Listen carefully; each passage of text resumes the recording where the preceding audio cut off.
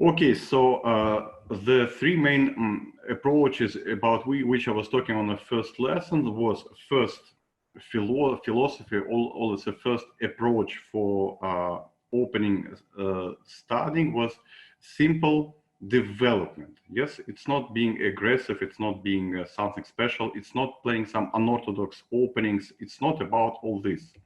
It's about that you just want to develop your pieces, regardless your opponent's efforts. That's a basic and very simple philosophy how you can treat any opening problem. Yes. So let's say how it can look like. Yes. Let's say we're playing white.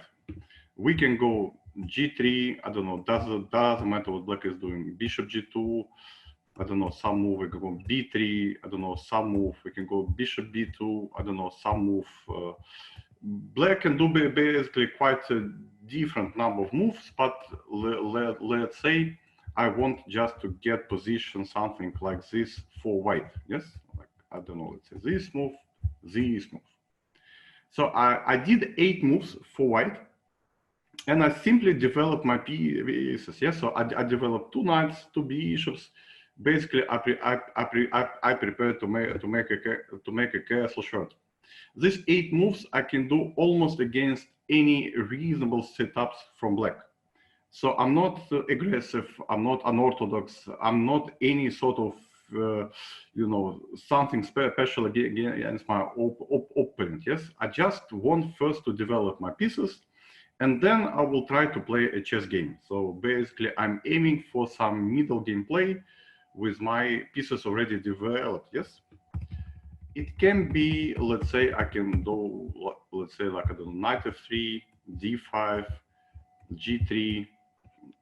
Basically, black has, of course, a huge number of options. I don't know, let's say knight f6. I'm doing, every move is completely the same. It doesn't matter how black will play. I don't know. Okay, I can also, let's say, g6 or c5, any other move.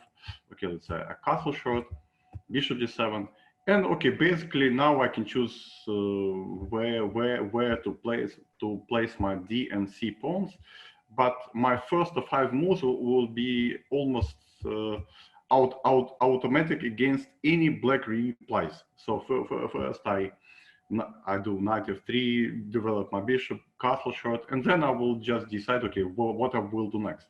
Of course, I'm giving a big choice of options for my opponent, but somehow it doesn't bothers me, because my first idea is that I want to just to finish development in a simple and quick way, and basically playing the same pattern every time. It can be, let's say, I'm playing, I don't know, d4 first move. I don't know, black plays some knight f6. Let's say I'm playing knight f3. I don't know, black, for example, plays e6. And now also I can try to repeat same idea. So first I'm bringing my bishop to f4 or to g5. And then I just want to play knight d2, e3, c3, bishop d3, let's say bishop e2, then castle short. And basically, I will try to follow the same plan almost against any possible replies from black. So I just want to bring my bishop out from the pawn chain. Then I simply develop my pieces. Okay, I'm not so ambitious, but okay, as I already mentioned, my main idea is just to simply develop the pieces and try to play a middle game. So this is a shortcut for philosophy number 1. Yes, so simple development with a certain pattern. Second philosophy was we were so second philosophy is that we were actually trying to be more concrete, and we should try to fight for the central squares, and we should try to develop our pieces as quickly as possible. And playing the gambits was like a part of this philosophy. So in this philosophy, whatever moves were playing for white, it doesn't matter if it can be e4, d4, knight f3. The first move is not so important, but important that we are trying to fight for the central squares. So if we're playing, let's say, knight f3, d5, like in the first example, let's say with the philosophy number 1, we can simply go G3 or B3 and then just try to develop our pieces. With our second philosophy, with our second approach, we will try to fight. Yes, so it could be C4 or D4. So we immediately try to fight for the central squares. We immediately try to fight to gain some initiative in the center. We don't want to allow our opponent some easy play, some easy choices at the center. We don't want to give up, of course, the center for our opponent at all. And every move which we are doing, of course, we are trying immediately to fight for the central square, like knight f3, then bishop e5, bishop c4, d4. So our main concern is fighting for the central squares and quickly developing our pieces.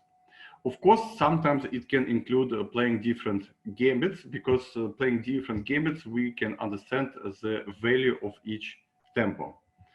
So let's say we sacrificing a pawn, but we will get 1 or 2 tempos to quickly develop our pieces, to be 1 or 2 moves ahead in the development comparing to our opponents. So is it worth of it or not? If we can benefit from it or not. So of course, I'm not like some big fan of any gambits, but what I was actually trying to say that it's a part of this philosophy. Of course, you can just try to fight for the center and try to quickly develop your pieces, but you can also include gambits to see if it really helps you to understand the strategy and philosophy better. So this is, in short, philosophy number 2, and this is also including this gambit. So this is not a separate topic. And the philosophy number 3 was actually playing according to the pawn structure. So pawn structure normally we get after first pawn exchange. So how it can look like? So I don't know, any move. I don't know. Let's say Caro Can. I mean, basically, of course, as you can understand, we're using this approach regardless the name of the opening. It can be any move for white, any reply from black. We are trying to use approach, and or as I'm calling it, philosophy. Yes. So imagine, I don't know, e4 c6. Yes. So if we are trying to play something through the pawn structure, we can, I don't know, play let's say exchange this. So now the pawn structure more or less fixed. Of course, we can try to play c4, and it would be philosophy number 2. So if we play c4, we're trying to fight for the central squares. We are trying to rapidly develop the pieces. We even agree to play with an isolated pawn, but in return, we want to get some active piece play. But philosophy number 3 doesn't require such a drastic or quick measures from white. So let's say you can simply play some, I don't know, bishop d3, knight c6, c3, and then you try to play with the bishop f4, and it's going to be mostly a piece play with different plans for black and white, with lots of long-term strategical ideas. But the pawn structure, in most of the cases, would be more or less fixed. So unless black will push e5 somewhere soon, for a long number of moves, the pawn structure going to be approximately like this. So black pawn can be on e7 or on e6, and we're going to see lots of piece play, some maneuvers, fighting for the central squares, making plans, what to do first, what to do next, and sort of it. And in many openings, we can basically follow this idea. So we are not trying to be as quick as possible, but we want to have a solid, sound positional approach. We play according with the pawn structure, and normally we are showing the understanding of the piece play, and normally we are showing the understanding to make some strategical plans.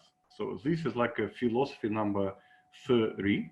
Of course, it can be in any actually opening. It doesn't matter. We can play d4, and we can also choose it in the almost any opening as well. And as I also mentioned, these three philosophies, they are not like one is better than another. Yes, so it's just a different approach how you can solve an opening problems for yourself. Of course, I was telling that according to my taste, according to my understanding of chess, according to my way of chess, it's good that if you can try to play in all these styles.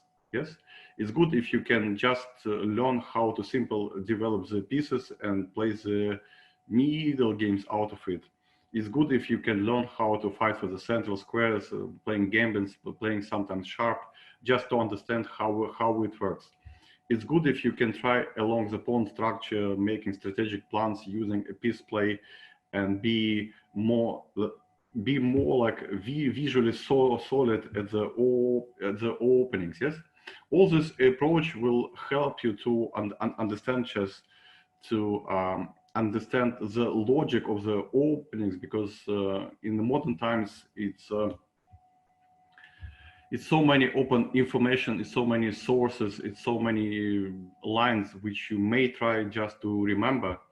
But of course, memorizing a lot of lines is not that easy. First of all, is not that pleasant for certain players. Also, you may feel weak if you, I don't know, forget some move, forget some line, forget some estimation, or sort of it. But once you have this correct approach, once you tried these different styles in the openings, even if you forget some move, or even if you're not certain about some concrete position, still your general understanding of chess will help you to overcome this opening problems. The second things which you can get is that actually you can make opening repatch according to your taste. Because as I also mentioned, quite often we kind of unsure on which basis we have to build our opening repatcher. Like we have to, I don't know, listen to your trainer, or we have to follow modern trends, or we have to, pick up your favorite player and just to copy all his opening choices and just automatically follow them and sort of it.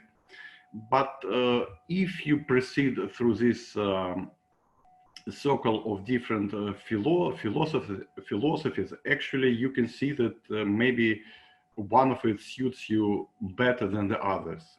Maybe one you can say that, oh, but these types of the position I like the most. So after that, you can either choose your opening choice according to your style, to your wishes, according to your current task. Yeah. So let's say if you like to, I don't know, if you in general tend to play more positionally, you like some long-term strategical fights, then the opening philosophy number 3 can suit you better than probably the others. Yes. If you sharp player who likes to fight, who likes to be principal in the opening, who likes to study openings, who like to fight for the opening advantage from move 1, then probably philosophy number 2 can suit you better. If you don't know, if you like basically to play chess, you sort of believe that your skills in the middle games and end games are probably better than your memory, or let's say you're probably not young, and let's say you don't like to compete with the young kids in the field of the modern theories, then you may think that the approach number 1 can suit your aim. Yes, so you can simply develop your pieces in a more or less the same pattern. It's very hard to be surprised. Of course, you are not pretending for any opening advantage, but you kind of believe in your skills in the middle games, and you want to avoid any opening surprises, especially in the modern times when strong comps can invent any sort of dangerous idea in any concrete line. Of course, all these 3 philosophies are so sort of like a main guidelines how to approach the opening problems. But I also want to mention two more approaches.